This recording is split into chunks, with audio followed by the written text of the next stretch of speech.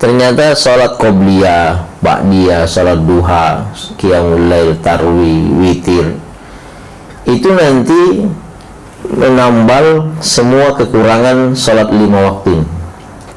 Makanya pernah dengar kisahnya Umar bin Khattab ya? Kadang ada orang pernah lihat dia kadang nangis sendirian, ketawa sendirian kan. Sama kasusnya kayak gini. Kalau dia ketawa itu lihat, ingat masa lalunya itu kan. Tapi kan masa lalunya itu udah diputihkan karena dia mualaf.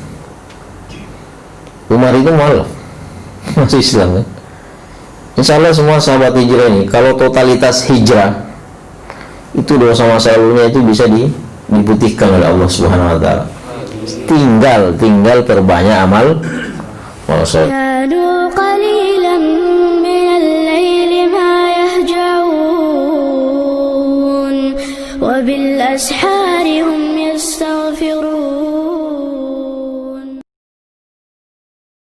Bismillahirrahmanirrahim. Assalamualaikum warahmatullahi wabarakatuh.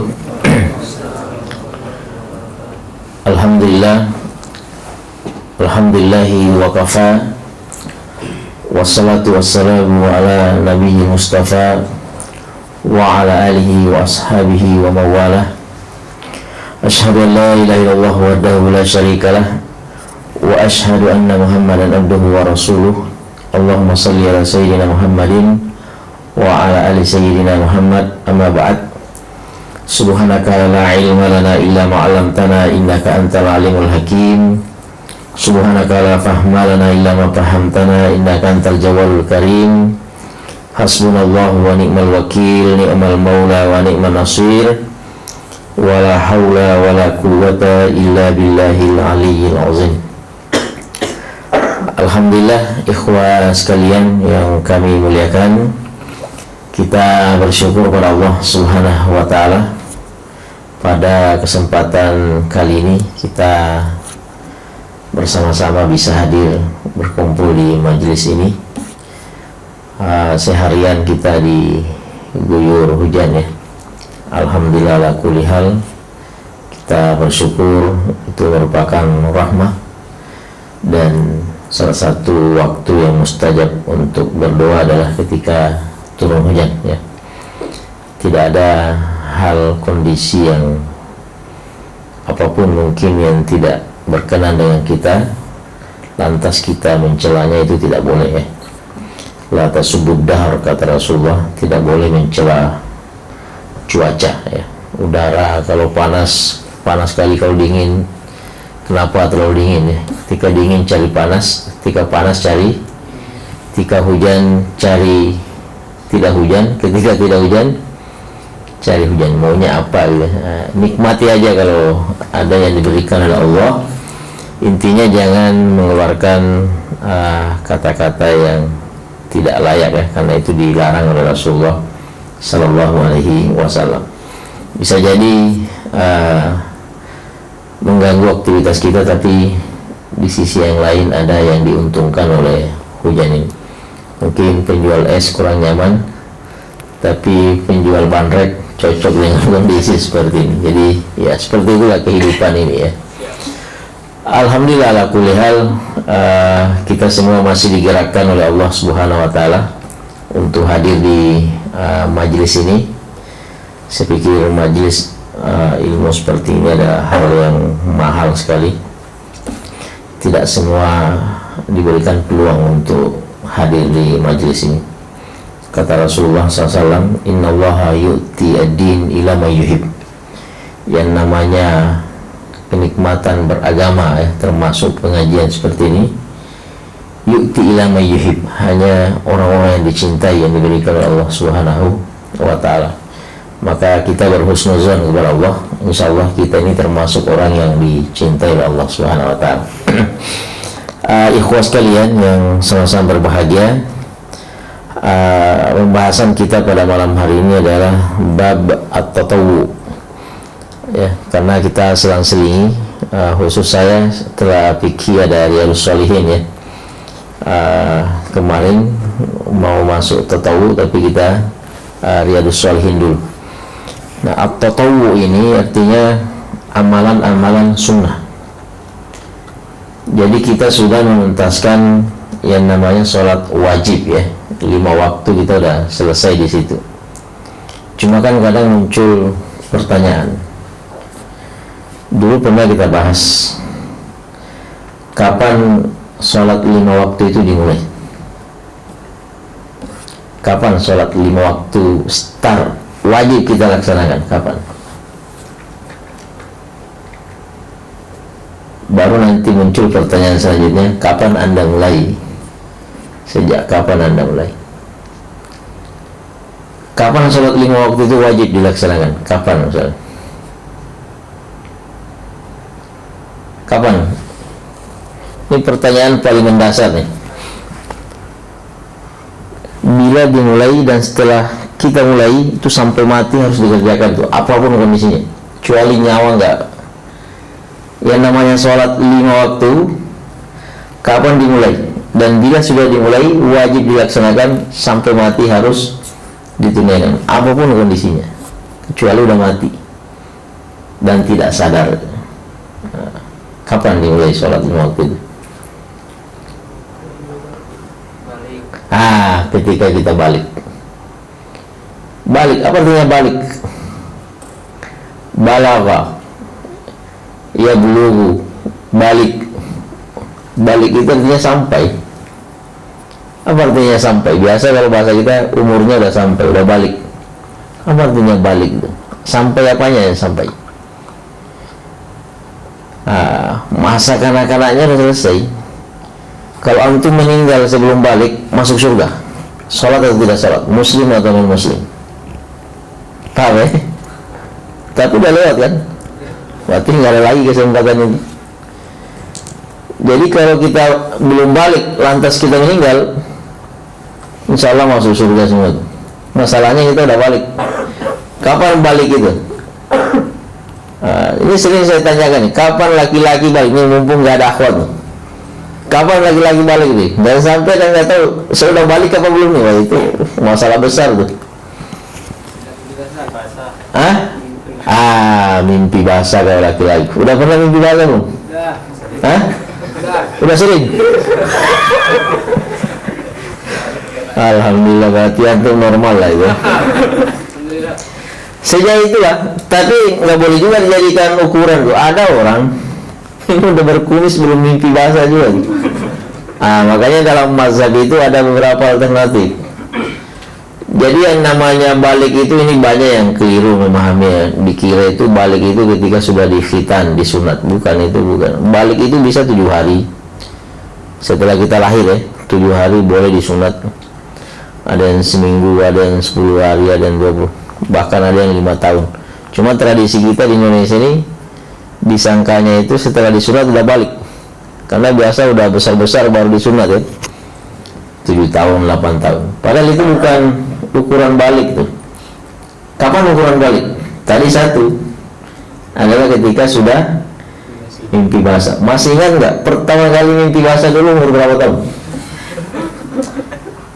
Karena ternyata pengaruh dunia ini, zaman ini pengaruh Pak. Perempuan, coba antum belum punya aneh masalahnya. Perempuan sekarang, wanita sekarang, dulu itu kalau perempuan kan baliknya itu mens juga ya, mens. Wanita dulu itu kalau mens itu rata-rata 12-13 tahun. Sekarang anak perempuan itu umur 8 tahun sudah ada mens loh. Ini gejolak psikologi, orang itu udah makin kesana makin cepat. Ini gitu. Iya, berarti 8 tahun udah balik. Saya nggak tahu kalau mau suruh tahu dulu lagi-lagi. Dulu awal mimpi basah umur berapa tahun? Ada nggak yang sama siklusnya lebih cepat? 14. Ya rata nih. Jadi antara 13 sampai 15 tahun. Makanya Imam Abu Hanifah itu mazhab Hanafi kalau tak salah, kalau sampai 15 tahun belum mimpi basah juga, berarti lihat umurnya. Mimpi apa? Lihat umurnya. Kalau sudah sampai 15 tahun mimpi basah atau tidak mimpi basah, maka itu sudah balik. Nah, ada juga yang menambah yang lain. Standar balik itu adalah ketika memar nih. Ketika di kemaluan itu udah mulai tumbuh bulu-bulu itu. Nah itu juga tanda balik. Nah ingat-ingat lagi lah, kapan dulu tumbuh awal kali itu. Nah itu balik tuh. Nah udah itu selesai. Pertanyaannya kapan Anda balik tadi itu? Kapan mimpi basahnya? Karena ini berkaitan dengan pembahasan kita hari ini. Taruhlah misalnya tadi umur SMP kan, umur 13 lah, 14-15 tahun. Nah, ambillah umur 15 tahun. Sekarang umurnya berapa? 21 tahun, berarti 6 tahun. Pertanyaannya, apakah 6 tahun itu 100% sholat 5 waktu kita tidak ada yang bolong, absen, dan alpa itu? Nah ini yang Anda harus tulis besar-besar di kamar itu. Ini karena ini kewajiban Pak. Ini bukan main-main sholat. Dulu sudah saya bacakan hadisnya kan. Man taraka muta'ammidan, siapa yang meninggalkan sholat sengaja, itu faqad kafara jihara, itu nyata kafirnya itu. Nyata kafir. Ahlan wa sahlan. Jadi kalau ada orang yang meninggalkan sholat itu resikonya Pak. Makanya coba muhasabah dulu. Yang tadi 21 tahun balik 15 tahun, berarti 6 tahun, ya kan? Ada nggak 6 tahun itu 100% tak ada alpa, absen sholat 5 waktunya? Nah ini pertanyaan paling asasi yang harus kita jawab nih Pak. Ini nggak boleh main-main di ini sholat tuh. Kita kalau bermasalah di sini, antum pernah baca nggak hadisnya itu? As-shalah miftahul jannah. Hah? Nah, sholat adalah kunci surga. Antum mau masuk rumah, mau kunci pintu itu, kuncinya copot atau patah, bisa nggak buka pintu itu? Bisa. Itu aja perumpamaan sederhana itu. Kira-kira layak nggak kita masuk surga dengan kondisi sholat nggak jelas seperti itu misalnya ya? Atau nggak usah lah selama 6 tahun ini, selama seminggu ini ada nggak sholat kita yang bolong kira-kira itu Pak? Kalau ada takbir besar di corong masjid itu, apa? Istighfar itu Pak. Masa di usia begini masih nggak sholat gitu kan? Ada nggak kira-kira itu? Ini pertanyaan besar. Karena ini nggak bisa terbuka nih kunci kalau bermasalah sholat itu. Nah, ini ada kabar gembira hari ini. Situlah gunanya namanya at-tatawwu. Tapi jangan dijadikan ini sebagai alasan mah. Kalau gitu boleh dong ninggalin sholat. Wah, itu lain lagi cerita itu. Nanti ada bab tersendiri. Sengaja meninggalkan sholat. Nah malam ini kita bahas bab at-tatawwu. Apa artinya at-tatawwu? Amalan-amalan sunnah. Apa gunanya amalan sunnah ini kira-kira? Syuri'at at-tatawwu liyakuna jabaran lima asayyakuna qad waqa'a fil faraid min naqsin. Ibadah-ibadah sunnah ini disyariatkan, ya, disyariatkan liyakuna, supaya menjadi jabaran lima asai yakuna qad waqa fil fard. Barangkali tadi itu 6 tahun itu kan, coba ada nggak yang 100, ada nggak yang pernah semua rata kan, rata pernah absen 5 waktu kan? Banyak mungkin ya. Wah itu yang perlu dipertanyakan itu. Kira-kira amalan sunnah ini nanti bisa nggak menutupi? Karena ini jawabannya ini, ternyata sholat qobliyah, ba'diyah, sholat duha, qiyamul lail, tarwih, witir, itu nanti menambal semua kekurangan sholat 5 waktu. Makanya pernah saya sampaikan di masjid dulu kan, waktu ulang tahun Sahabat Hijrah kalau nggak salah tahun lalu, kenapa Muhammad Al-Fatih itu mendapatkan takdir paling prestisi itu dari sekian banyak panglima-panglima Islam selama 800 tahun. Hanya beliau yang ditakdirkan dengan pasukannya itu untuk menaklukkan Konstantinopel, Turki sekarang itu. Apa kelebihannya? Itu nggak pernah, jangankan 5 waktu ketinggalan Pak, rawatib, dan 5 waktunya nggak pernah ketinggalan di masjid dan nggak pernah masbuk sampai mati itu. Mulai dari balik tadi kan, tadi 15 tahun, umurnya 50 tahun lebih. Bayangkan Muhammad Al-Fatih itu kalau nggak salah 56 tahun, kurangi 15 berapa tahun? 41 ya. 41 tahun sholatnya di masjid. Kebayang nggak? 5 waktunya. Nah, sanggup ya kira-kira? Nggak sanggup lagi, kita udah lewat 6 tahun tadi kan. Dia startnya dari balik Pak, startnya dari situ. 41 tahun nggak pernah masbuk. Jadi jangankan 5 waktu Pak, masbuk aja nggak pernah. Artinya orang udah azan dia udah siap di situ di masjid. Nah itu belum sampai di situ, rawatibnya nantinya akan kita bahas. Rawatib juga nggak pernah ketinggalan. Paling terakhir adalah qiyamul lail, nggak pernah absen qiyamul lail. Wah ini kebayang kan kualitas Muhammad. Makanya kan Nabi 800 tahun sebelum kejadian itu mengatakan wa ni'mal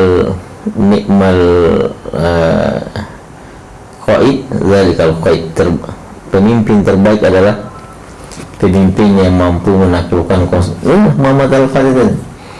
Jadi kata-kata Nabi pemimpin terbaik itu tadi terbaiknya itu sholatnya tidak pernah masbuk. Wah itu luar biasa Pak. Memang susah mencari orang seperti Muhammad Al-Fatih. Tapi itulah hadiahnya adalah Konstantin. Bukan masalah Konstantin, yang lain juga banyak menaklukkan, tapi ini disabdakan oleh Nabi, hadisnya ada Pak. Orang berlomba-lomba untuk mendapatkan supaya dialah yang dimaksud oleh hadis itu, ternyata enggak, banyak enggak kesampaian. Itu yang pertama kali terjun ke sana kan Abu Ayyub Al-Ansari kan. Nah, ada kuburannya di Turki itu gagal, enggak sampai bisa menaklukkan. Habis itu sampai 800 tahun baru takluk. Nah, sekarang kita bahas ini at-tatawu. Jadi tatawu ini ta-ta-waw ain, tatawu. Jadi amalan sunnah. Inilah yang kita harapkan semua, Pak. Ini yang kita harapkan. Kalau mengandalkan tadi 5 waktu kita yang 6 tahun ya, ini rata nggak 21 tahun? Mungkin ada lebih di atasnya itu kan. Nah, kalau mengandalkan 5 waktu kita 6 tahun tadi yang diwajibkan kan, wajib Pak, wajib dikerjakan. Taruh misalnya kalau mau dikalkulasi yang kita kerjakan cuma 2 tahun, ya kan? Bisa itu. Ada nggak? Mungkin ada di antara kita di sini yang pernah setahun nggak sholatnya pas Jumatan saja sama Idul Fitri ada kan? Ada itu, ada Pak. Kawan saya aja yang sekolah di Universitas Agama ada yang kayak gitu. Apalagi yang tidak sekolah agama Pak. Ini bisa dibayang, itu survei kecil-kecilan aja. Yang sekolah agama aja ada yang tidak sholat, apalagi yang nggak sholat agama. Nah, jadi kalau sekian tahun itu Pak ketinggalan, kira-kira bisa nggak kita membayar kekurangan? Karena itu harus dibayar. Hadis Nabi yang lain itu, awwalu ma yuhasabu yaumul qiyamati 'alal abdi, yang paling pertama dihisab. Kan nanti kita di hadapan Allah itu, di hari kiamat kan nanti ada yaumul hisab namanya. Kan itu kan padang mahsyar itu kan banyak ininya, banyak terminal lagi Pak. Ada bangkit dulu, kemudian dikumpulkan, diperiksa, ditimbang sampai nanti lewat Siratal Mustaqim. Itu kan panjang sekali ceritanya itu. Nah, salah satu tahapan yang nanti kita lihat itu yaumul hisab. Ini TV besar gini, kita semua berada di padang mahsyar itu. TV besar dibentangkan gini, kemudian dibuka semua riwayat kehidupan kita situ. Coba baca surah Yasin itu. Ini mulut nggak bisa ngapa-ngapain. Yang bicara ketika itu adalah tangan, kaki, hati, mata itu, telinga itu. Kita nggak bisa mengelak di hadapan Allah Subhanahu wa Ta'ala. Semua catatan kan? Tapi catatan yang dibuka itu bukan ketika kita bayi, anak kecil enggak, tapi mulai balik tadi dibentangkan semua. Nah, kata Rasulullah, awwalu ma yuhasab, yang paling pertama diperiksa itu adalah salat 5 waktu. Idza saluhat saluha sa'iru amal. Kalau salat 5 waktu kita baik, insyaallah pastikan semua akan baik. Ini kata Nabi. Wa idza fasadat, tapi kalau salat 5 waktu rusak, fasadat sa'iru amal. Yang lain akan enggak ada gunanya kalau enggak salat tuh. Paham kira-kira ya? Nah, sampai di sini mungkin kita udah gemetar tuh. Bagi yang mau menjadikan ini pelajaran, wah kalau gitu gimana nanti pertanggungjawabannya di hadapan Allah deh? Iya kan? Ini yaumul hisab, Pak. Yaumul hisab itu nggak ada sistem bisa nggak bayar 50.000, 100.000 selesai, nggak ada itu nggak ada. Mental malaikat mana bisa disogong, nggak ada sistem itu, Pak. Malaikat nggak bisa disogong. Pokoknya apa yang ditampilkan itu nggak bisa. Dan semua tanah yang pernah kita injak, ini yang pernah, itu semua bicara, Pak. Barang-barang yang dulu kita ambil itu semua teriak semua nanti, Pak, dia. Orang yang kita zalimi nggak usah capek-capek, nanti orang yang dizalimi itu yang teriak itu. Saya pernah diginiin, saya pernah diginiin. Wah, itu kalau memikir itu, Pak, kira-kira ada nggak yang tersisa dari amalan gitu? Ada nggak kira-kira? Belum bicara dosa ini. Dosa bisa kan nanti ada hadis Nabi kan, ada orang kaya amal, ternyata setelah diperiksa hisab habis pindah ke dosanya, ternyata ada dosanya. Dan ada orang yang pernah dia zalimi, karena nggak ada lagi ATM-nya udah kosong, nggak ada lagi yang bisa ditransfer, nggak ada lagi yang bisa dibayar, akhirnya ya udah, kata Nabi itu, hadisnya itu sahih, dosa orang yang kita zalim itu kita ambil. Auzubillahiminzalik. Ini macam mana kita mau pede, Pak? Makanya Nabi itu pernah bersabda, syayyabatni suratu Hud wa akhwatuha. Saya ini dibuat ubanan, rambut saya uban gara-gara surah Hud dan kawan-kawan. Jadi ada surah Hud, coba baca nanti surah Hud, termasuk surah Al-Waqiah, Al-Mulk kalau nggak salah. Ternyata setelah dikaji oleh ulama, kenapa surah-surah itu membuat Nabi sampai ubanan? Biasa kita kalau ubanan gara-gara apa tuh, Pak? Banyak mikir kan, kos-kosan udah habis, cicilan motor tak lagi datangnya kan, istri belum ada misalnya kan, tambah ubanan. Nah itu masih biasa, itu dunia itu kan. Tapi yang membuat Nabi ubanan, Pak, ini Nabi yang bilang langsung, syayyabatni, yang membuat saya ubanan tuh, memutih rambut saya, surah Hud. Ternyata setelah dikaji oleh ulama, ternyata yang membuat, yang banyak ditadabbur Rasulullah, yang banyak membuat Rasulullah berpikir adalah huru-hara hari kiamat. Coba buka surah Al-Waqiah, itu kan hari kiamat semua. Iza waqa'atil waqi'ah laisa waqa'atiha, kan itu hari kiamat. Gimana nggak stres memikirkan hari kiamat, Pak? Nabi ini stres, Pak. Gimana kalau ada, wah, ini makanya nggak kebayang ada orang yang biasa-biasa saja kan. Berarti antum merasa nyaman, masih nyaman kan? Nabi sendiri yang dijamin masuk surga, dosanya diampuni, yang telah lalu dan akan datang sudah dipastikan diampuni, masih stres mikirin hari kiamat. Nah kita ini malah ketawa-ketawa kan. Makanya pernah dengar kisahnya Umar bin Khattab ya? Kadang ada orang pernah lihat dia kadang nangis sendirian, ketawa sendirian kan. Sama kasusnya kayak gini. Kalau dia ketawa itu lihat, ingat masa lalunya itu kan. Tapi kan masa lalunya itu udah diputihkan karena dia mualaf. Umar itu mualaf, masih Islam kan.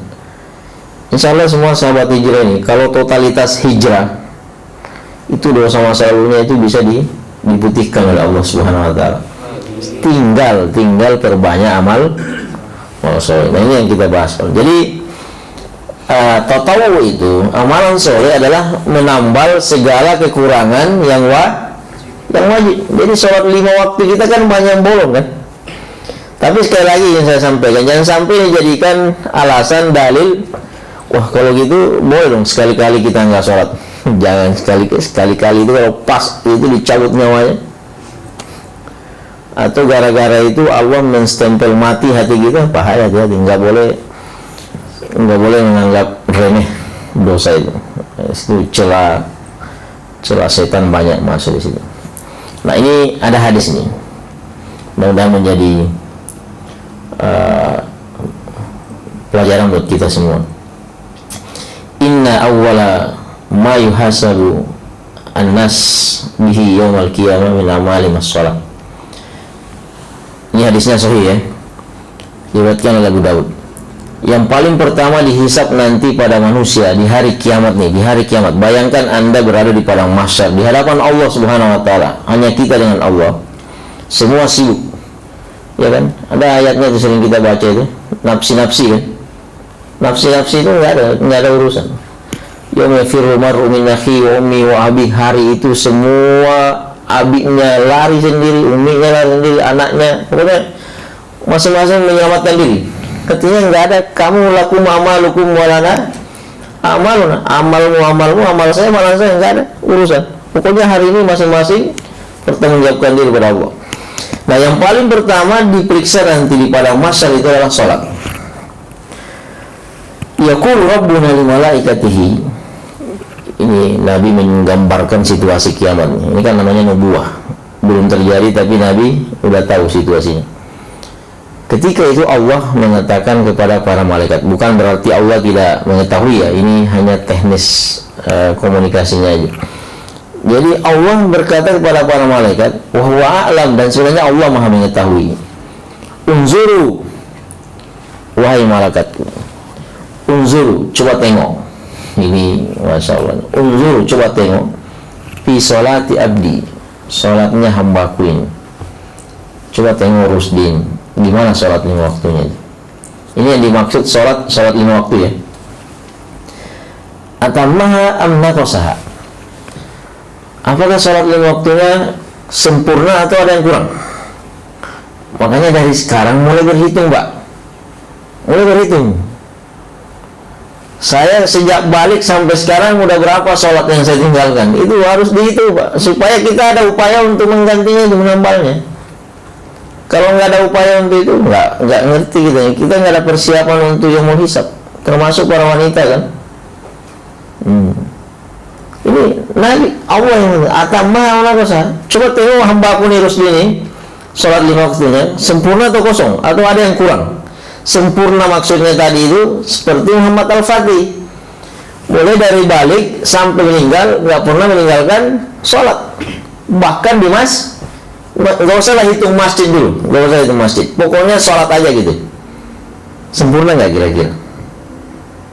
Wah, ini merinding kita kalau baca di sini. Saya suka sekali baca di sini, buat saya sadar.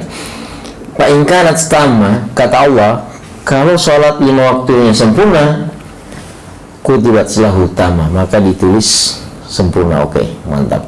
Nah, ini baru jempol tuh kalau gitu. Wa in kana, tapi kalau sebaliknya, in kana intaqasa minha syai'an, kalau ada yang kurang. Nah, tadi kan saya tanya nih, ada nggak yang pernah meninggalkan sholat? Rata-rata pernah meninggalkan sholat, termasuk waktu kita. Pernah nggak meninggalkan sholat selama balik itu, sejak balik sampai sekarang? Ada nggak yang diantara kalian yang tidak pernah meninggalkan kecuali ada uzur syar'i misalnya? Ada kan? Nah, kalau kurang, nah ini bagaimana solusinya? Ini masalahnya. Apa kata Allah? Unzuru, coba tengok lagi. Hal li abdi min tatawu'in, apakah Rusdi itu ada amalan sunnahnya? Ini gunanya amalan sunnah. Kalau 5 waktunya bolong, amalan sunnah tak ada, kerjanya cuma nikah ulama tadi kan, baru maghrib nih. Kasus masalah Syekh Ali Jaber itu. Mudah-mudahan beliau sadar, anak muda tadi itu sadar, dan kita nggak pernah tahu kan, tiba-tiba dia mendapatkan hidayah dan menjadi penjaga agama Allah. Banyak kan, dulu Umar bin Khattab itu udah ngacungkan pedang gini, Pak. Umar bin Khattab itu berdarah tuh pipi adiknya itu Fatimah itu kan, sampai ditamparkan ke kayu berdarah itu. Kemudian ambil pedang menuju ke rumahnya Rasulullah SAW. Itu pokoknya di benak Umar itu Muhammad harus mati karena mengislamkan adiknya. Tapi siapa sangka sampai di situ masuk Islam. Coba. Nah, ini mudah-mudahan ya kita ada husnuzan kepada Allah, mudah-mudahan yang menusuk menikam Syekh Ali Jabir tadi diberikan hidayah oleh Allah Subhanahu wa taala. Nah, coba tengok Rusdi, ada nggak hal min tatawuin, ada nggak ibadah sunnahnya itu?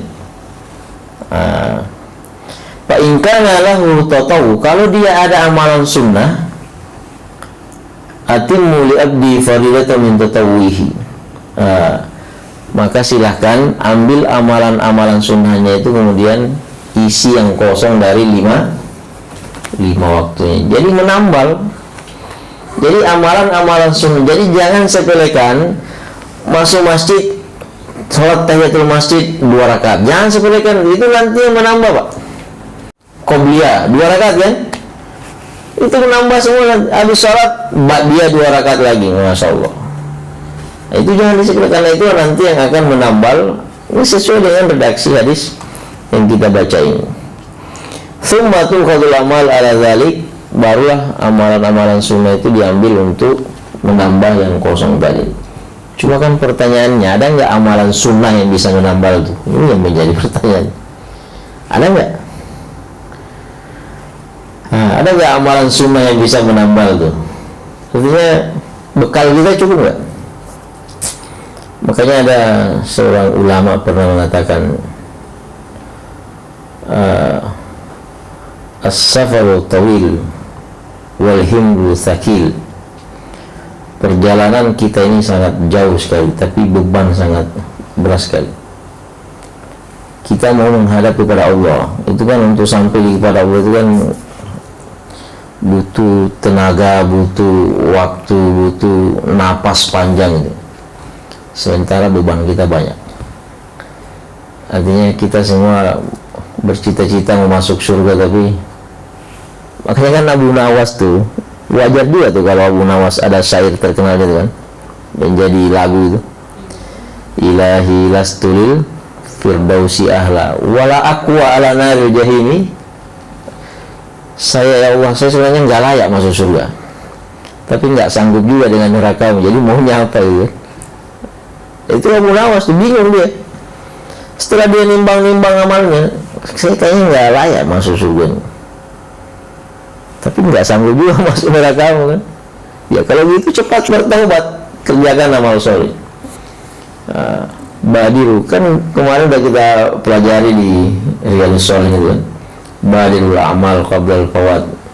Segeralah mengambil amalan-amalan sebelum datangnya namanya kematian. Nah ini pengantar kenapa salat sunnah dan sunnah-sunnah yang lainnya itu disyariatkan. Makanya kan banyak sekali, Pak, potensi-potensi sunnah itu banyak sekali, baik yang bermodal maupun yang tidak bermodal, baik yang banyak waktunya pun nanti. Kata Rasulullah itu nanti sekedar menyingkirkan duri di jalan itu sudah sedekah. Sedekah itu tabungan semua tuh, Pak. Senyum sama saudara, kecuali kalau pakai masker ya, senyum sama saudara sedekah, masuk tabungan. Berharap kita mudah-mudahan nanti inilah yang meringankan beban kita di hadapan Allah Subhanahu wa taala. Kemudian selanjutnya istihbab salatihi fil bait. Nah, ini sekarang kita udah mulai masuk ke salat sunnah. Jadi yang 5 waktu udah selesai ya. Mudah-mudahan kita semua ini sudah tidak ada lagi yang meninggalkan 5 waktu ya. Insyaallah ya, komitmen ya, sampai mati kita tidak boleh meninggal apapun kondisinya. Karena kan sholat itu kata Nabi kalau tidak bisa berdiri, duduk kalau nggak bisa duduk, baring kalau nggak bisa baring, jari bisa bergerak, kalau jari nggak bisa bergerak, mata bisa bergerak. Mata nggak bisa, hati yang bergerak. Kalau ini nggak bisa berarti kita udah mati itu. Maksudnya apa? Berarti nggak ada alasan untuk meninggalkan sholat. Nah ini yang 5 waktu insya Allah udah selesai lah. Kita nggak usah lagi ditakut-takuti dengan neraka dan nggak usah lagi dijanji-janji dengan surga. Pokoknya 5 waktu harga mati. Paham ya?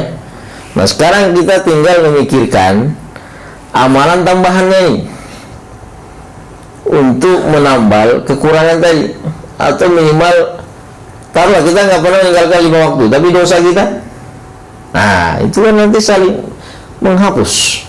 Kata Nabi kan, al hasanat yuzhibna sayyiat, kebaikan-kebaikan itu bisa menghapus segala dosa dan kesalahan kita. Jadi perbanyak aja amal soleh, nggak ada ruginya kok.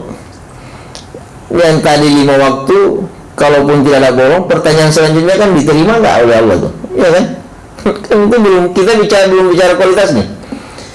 Kita baru bicara ada yang bolong nggak.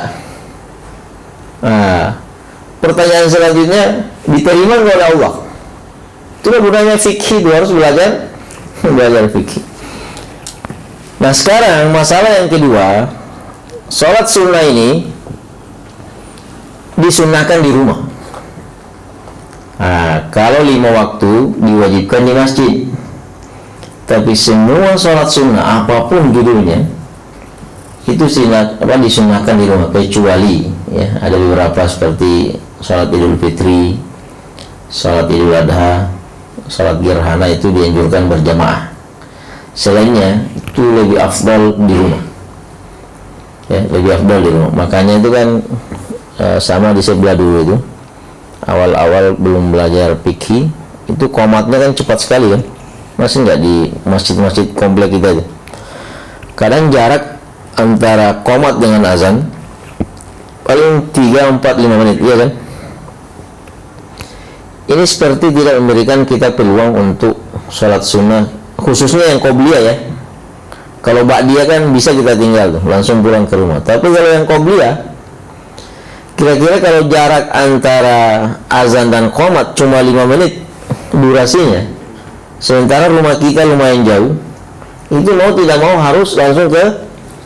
Sementara sunnahnya itu adalah sholat sunnah di Nabi itu kalau masuk Masjid Nabawi itu langsung qomat, karena sholat sunnahnya udah selesai di rumah.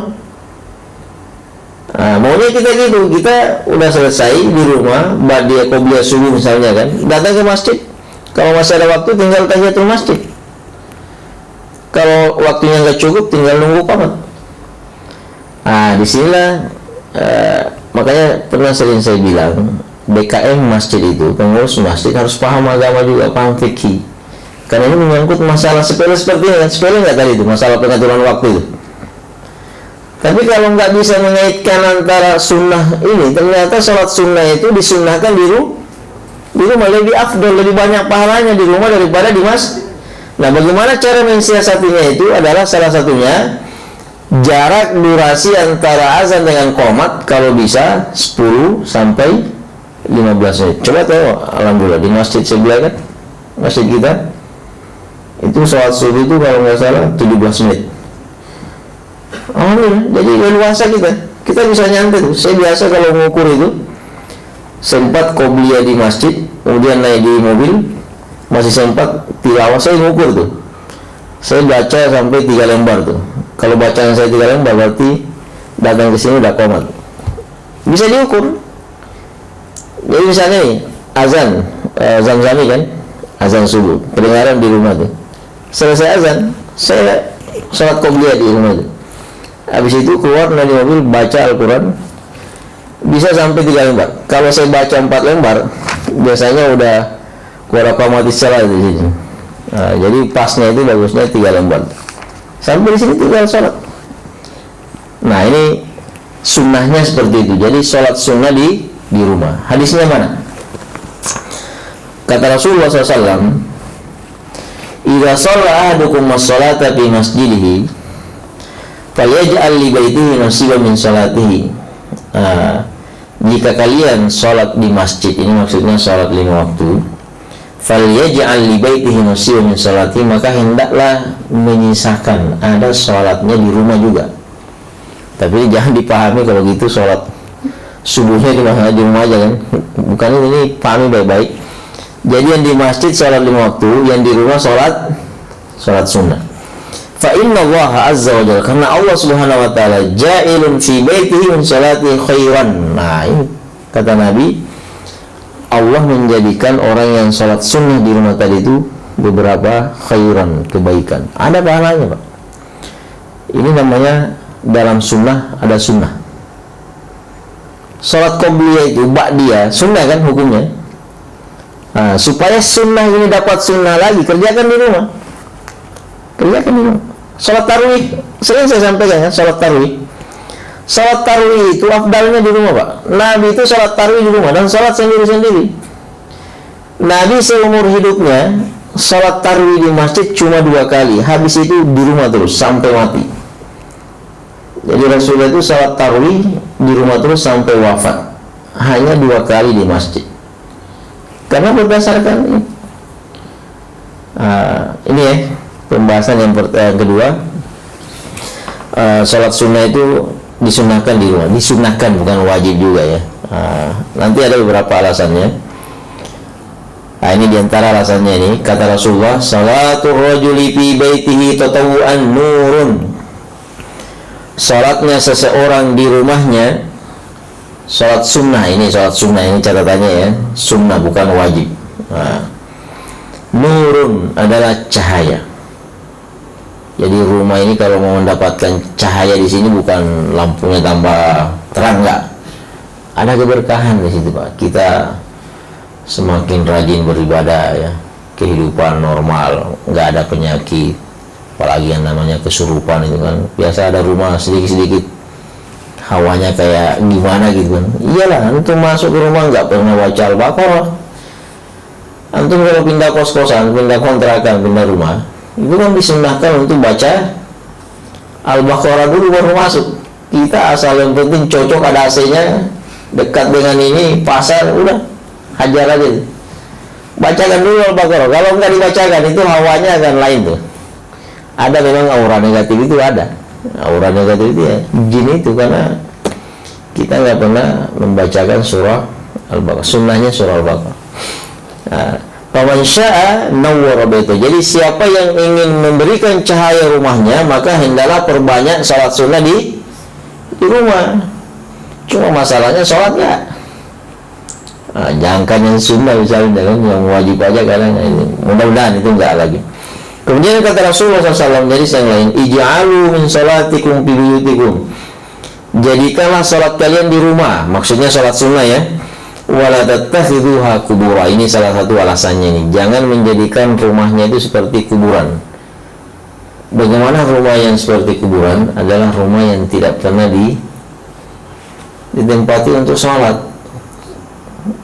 Jadi harus ada aktivitas sholat. Tilawah di situ, ya, ngaji di situ, putar ceramah di situ, murattal itu. Jangan diompals terus misalnya kan. Jangan selain terus diputar itu. Sekali-kali putarlah, saya sudahi. Itu yang mengundang keberkahan itu, Pak. Ini memang Allah mengatakan, Rasul mengatakan, nur, cahaya. Kalau Nabi mengatakan berarti ada itu. Nggak mungkin Nabi, dan kalau Nabi mengatakan itu pasti terjadi. Kemudian kata Rasulullah, salatul mar'i fi abdul. Ini sampai ini, Pak. Afdal min salati di masjid hadza. Salat sunnahnya seseorang di rumahnya lebih afdal daripada salat sunnahnya di masjid. Sampai di Masjid Nabawi. Tahu nggak berapa pahalanya salat di Masjid Nabawi? Kalau Masjid Haram di Mekah, 1 kali salat di Masjid Haram itu sama kalau kita salat 100.000 kali di Masjid Sukajadi. Kalau di Masjid Nabawi di Madinah, 1 kali sholat di Masjid Nabawi sama kalau kita sholat 1000 kali di Masjid Sukajadi. 1 kali kita sholat di Masjid Al-Aqsa di Palestina sama kalau kita sholat 500 kali di Masjid Sukajadi. Kata Nabi, sholat sunnahmu di rumah masih jauh lebih afdal daripada sholat di Masjid Nabawi yang 1000 kali tadi itu. Iya kan? Tapi di sini kata Nabi illal maktubah, kecuali sholat 5 waktu tetap harus di masjid. Ini makanya harus ada sajadah memang. Dulu orang tua kita itu kalau pergi merantau mau keluar kampung kan, Itu yang harus bawa itu ini. Itu kan filosofinya kuat sekali, Pak. Saya nggak tahu kalau di tempat lain. Kalau kami itu diberikan songkok hitam itu, diberikan sajadah sarung, itu yang wajib di. Selebihnya kita yang beli itu celana, baju. Tapi yang dari orang tua, emak-emak kita biasanya itu, ini songkoknya ya, ini sajadahnya nih, ini sarungnya nih, baik-baik di sana ya. Apa filosofinya itu? Dimanapun kamu berada, dimanapun yang kamu pijak, jangan sampai melupakan yang namanya sholat itu. Dan kalau bisa, makanya kan ada namanya mihrab. Lagi akhwat perempuan, Siti Maryam itu kenapa termasuk salah satu dari 4 wanita penghuni surga? Ya kan? Bukan penghuni surga, sayyidahnya, pemimpin wanita surga itu kan salah satunya Siti Maryam. Apa kelebihannya? Salah satunya adalah Maryam ini punya mihrab. Kalau bahasa kita ada musolanya. Gak usah sempit kali rumah kita kalau menjadikan musola juga. Maksudnya itu ada tempat sholat. Masa kasur semua isi kamar kita di situ kan? Meja, kasur, kulkas, mana tempat sholatnya? Enggak ada. Wah ini dunia dulu baru akhirat kalau kayak gitu modelnya kan.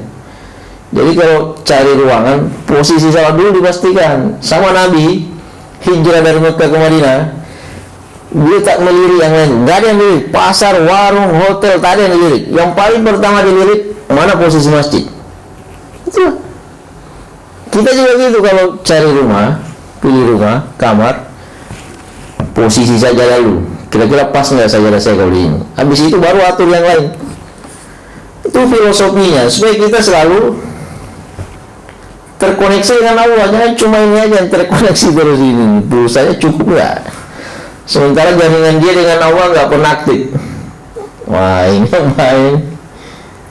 Nah jadi maaf ya, sajadah yang dititipkan oleh mak kita itu masuk dalam koper pas kita mau ke Batam ini, itu filosofinya tinggi Pak. Supaya koneksi kita dengan Allah senantiasa. Karena ada dalam Al-Quran itu hablum minallah wa hablum, perbaiki hubunganmu dengan Allah, perbaiki kan sesama manusia. Nah ini ya, jadi Masjid Nabawi aja masih kalah Pak kalau kita sholat sunnah di rumah. Nah makanya nanti kalau ada masjidnya yang masih terlalu cepat komatnya, situ antum masuk jadi pengurus. Ini pentingnya pengurus masjid ini. Saya masih muda, justru usia seperti ini yang diperlukan orang masjid ya. Misalnya itu jarak antara azan dan qomat cuma 3 menit, 4 menit, nggak sempat kita kalau sholat sunnah di rumah. Nah ini kasih masukan. Itu kalau Masjid Nabawi, Masjid Haram itu sampai setengah jam loh jarak antara azan dan qomat. Itu udah putih, udah terang itu baru qomat. Karena banyak orang kan, ribuan. Itu kan Masjid Nabawi kan muat sampai 1.500.000 orang, masjid terluas di dunia kan. Itu mobilisasinya dari hotel itu. Bayangkan kalau durasinya cuma 5 menit qomat tuh, keburu nggak kira-kira itu. Seperti itu. Jadi salat sunnah ini yang kedua. Yang pertama tadi kan salat sunnah ini merupakan penambal untuk ibadah wajib yang ketinggalan. Yang kedua, salat sunnah ini disunnahkan di rumah. Nah di sini ada penjelasan Imam An-Nawawi ini. Kenapa salat sunnah di rumah dianjurkan di rumah? Qala An-Nawawi, Imam An-Nawawi mengatakan, innama hatha 'ala nafilah fil bait. Kenapa Rasulullah SAW menganjurkan salat sunnah itu di rumah? Satu, likaunihi akhfa, paling khafi, artinya kita paling selamat di situ.